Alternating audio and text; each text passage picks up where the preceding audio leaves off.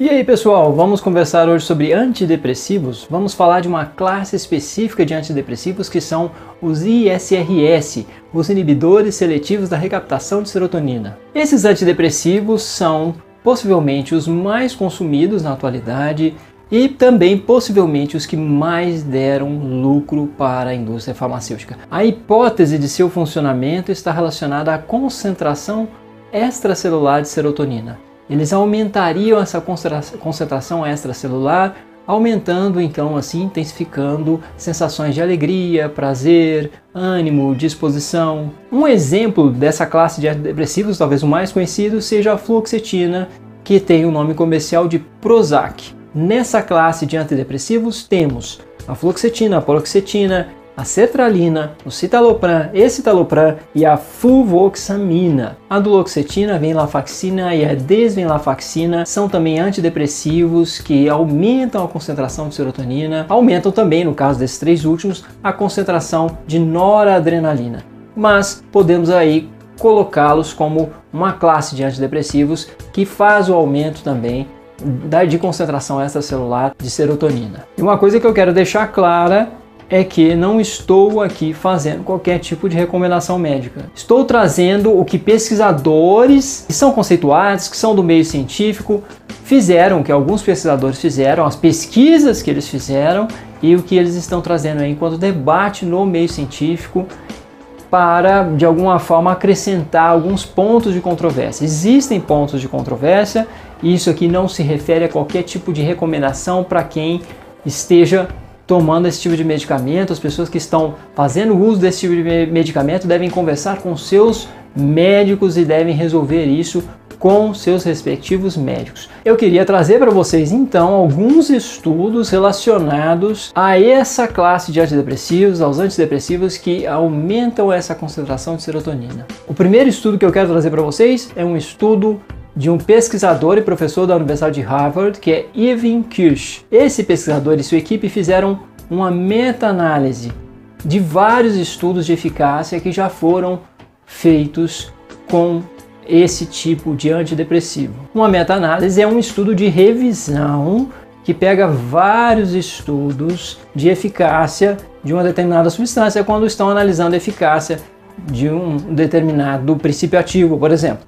Pegam vários estudos, desses vários estudos, dali a meta-análise vai fazer uma espécie de uma média, porque vai pegar mais ou menos o efeito que se observa a partir de vários estudos. É um grande compilado, geralmente, com um número, geralmente, uma amostra geralmente grande, e a partir disso se tem com um grau maior de confiabilidade qual seria o efeito de determinado princípio ativo, de determinada substância na saúde, no organismo. Mas antes de adentrarmos esse estudo de Irving Kirsch, eu queria falar de uma questão que geralmente é criticada em relação a essas pesquisas. O primeiro ponto é que a própria indústria farmacêutica, o próprio vendedor, é geralmente quem está fazendo as pesquisas. E já tem um problema aí, já existe um conflito de interesse muito claro e que alguns pesquisadores, alguns críticos dentro do meio científico fazem esse tipo de apontamento. Então já existe algo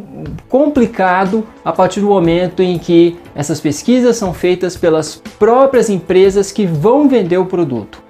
Esse já é o primeiro fator complicador. Outro fator que pode-se dizer, de certo modo, que também é alarmante, é que é uma prática comum que a indústria farmacêutica faça ensaios clínicos com pacientes repetidamente até obter o resultado desejado. E os estudos que são publicados pela indústria farmacêutica não são aqueles que obtiveram o resultado desejado.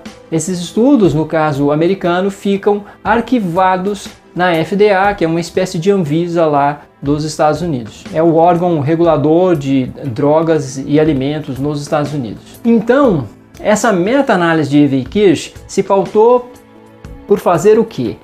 Pegou também esses estudos que foram arquivados. Essa meta-análise não trabalhou somente com os estudos publicados. Foi o primeiro ponto de diferença aí da meta-análise que ele estava propondo e de outras que já haviam sido feitas. E o que se obteve como resultado? apenas 43% dos ensaios mostraram um benefício estatisticamente significativo dos ISRS em relação ao placebo. Os 57% restantes não passaram no teste placebo. Os resultados de nossa análise indicaram que a resposta placebo foi de 80% da resposta a esses antidepressivos. E um outro ponto importante também a ser ressaltado é que pelo menos 4 outros estudos independentes replicaram esses resultados da pesquisa de Kirsch. Thomas P. Logren, diretor da divisão de produtos de psiquiatria da FDA, reconheceu isso no programa de notícias da TV americana 60 Minutes. Ele disse assim: acho que todos concordamos que as mudanças que você vê nos testes de curto prazo, que a diferença na melhora entre o medicamento e o placebo é bastante pequena. E há ainda uma outra questão, a questão de um critério importante, de um requisito importante para esse tipo de pesquisa, que é a manutenção do duplo cego. O que é a manutenção do duplo cego? É fazer com que nem os pacientes saibam o que eles estão tomando, se é placebo, se é alguma coisa inócua, alguma substância inócua, geralmente vamos supor assim, uma pílula de farinha, uma pílula de açúcar, alguma coisa inócua, que eles não saibam que aquilo que eles estão tomando, se aquilo é um placebo, algo inócuo, ou se aquilo é de fato o medicamento em questão. Então é importante que os pacientes não saibam isso, e também quem está entregando para o paciente, aquela pessoa que entrega o medicamento, essa também não saiba. Então há um duplo cego nesse caso. E esse duplo cego, na maior parte dessas pesquisas, foi corrompido. Por que foi corrompido? Porque não houve nenhum procedimento para se superar uma condição que surge nesse tipo de situação, que é um sintoma muito claro, no caso desse tipo de medicação, que é a boca seca. Então muitos pacientes sentiam que a boca estava seca e a partir disso já deduziam que estavam tomando o princípio ativo e não o placebo. E novamente, nesse artigo de Irving Kirsch temos lá, assim, entre aspas, em um estudo, 89% dos pacientes no grupo de drogas adivinharam corretamente que receberam o antidepressivo real. Um resultado que é muito improvável que seja devido ao acaso. E há evidências de que isso não ocorreu ao acaso. As pessoas perceberam e relataram alguns sintomas que elas tiveram que não teriam, no caso, com a substância inócua, com um placebo. E isso teria que ter sido corrigido no delineamento experimental desses estudos. O placebo teria que, de alguma forma, mimetizar esse tipo de efeito. Não há relatos de estudos que tenham feito isso, segundo Peter Gott, aí que é uma outra referência da qual eu já falei em um vídeo para vocês, estou colocando no cartão. Então há essa referência também de Peter Gott. Peter Gott traz isso, que esse é um viés muito forte desse tipo de estudo, e isso obviamente compromete os resultados em favor dos resultados desejados pela indústria. Então, uma coisa que chama a atenção nesses estudos, que de modo geral são conduzidos pela indústria farmacêutica, que foram conduzidos pelas empresas interessadas em terem lucros com esse tipo de medicamento, é que tanto o duplo cego foi corrompido, como também não se utilizaram de amostras de testes que não produziram os resultados desejados. Então são publicados somente estudos que produzem os resultados desejados pelas empresas, e o duplo cego está corrompido. Mesmo com vieses tão fortes, problemas tão sérios em termos de delineamento experimental, em termos de produção de pesquisa, mesmo assim, os medicamentos produziram um efeito um pouco acima do placebo, que até mesmo alguns testes estatísticos poderiam desprezar esse efeito. Então imaginem, mesmo com condições muito fortes, favoráveis para se obter um resultado completamente enviesado, mesmo assim o efeito desse tipo de medicamento pode ser desprezado segundo alguns testes estatísticos. Então é um efeito que está muito próximo do placebo. E quando se coloca na amostra para meta-análise os estudos que foram arquivados, que não produziram os resultados desejados por essas empresas, aí de fato esses medicamentos não passam no teste placebo. Mais uma citação do artigo de Irving Kirsch. Como é possível que os medicamentos com dados de eficácia tão fracos tenham sido aprovados pela FDA? A resposta está na compreensão dos critérios de aprovação usados pela FDA. A FDA exige 2 ensaios clínicos conduzidos adequadamente, mostrando uma diferença significativa entre o medicamento e o placebo. Mas há uma brecha. Não há limite para o número de estudos que podem ser realizados em busca desses 2 testes significativos. Os julgamentos que mostram resultados negativos simplesmente não contam. O efeito dos antidepressivos não é clinicamente significativo, mas o efeito placebo é. As pessoas são mais propensas a ficar deprimidas novamente após o tratamento com antidepressivos do que após o tratamento por outros meios, incluindo o tratamento com placebo. Dados os riscos para a saúde, os antidepressivos ISRS não devem ser usados como tratamento de primeira linha para a depressão. O que esse estudo e os outros pelo menos 4 estudos que replicaram esses resultados concluem é que esse tipo de antidepressivo atua como placebo ativo.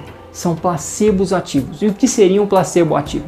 Um placebo é uma substância inócua, mas um placebo ativo ele é inócuo para o resultado desejado, almejado, mas ele produz alterações fisiológicas. Ou seja, essa classe, segundo esse tipo de estudo, produz alterações fisiológicas, produzem alterações de comportamento nas pessoas, mas não necessariamente na direção desejada. Resumindo um pouco, bagunçam com a coisa, mas não atuam na direção que se queria. Ou seja, não são completamente inócuos. Produzem efeitos colaterais, produzem alterações no organismo e alterações que pode ser que nós hoje não estejamos ainda conhecendo em plenitude todas essas alterações e suas consequências para a saúde. E é por isso que esse pesquisador, segundo essas evidências que ele traz, inclusive a evidência de que há uma recaída com mais frequência por parte das pessoas que usam esse tipo de medicamento e havendo uma recaída com mais frequência por parte das pessoas que estão usando esse tipo de medicamento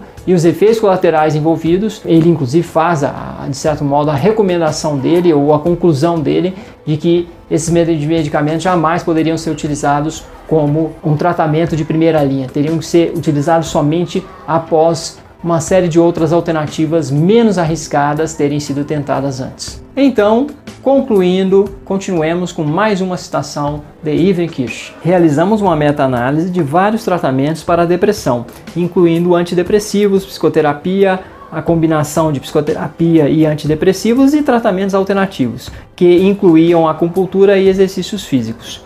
Não encontramos diferenças significativas entre esses tratamentos ou entre diferentes tipos de psicoterapia.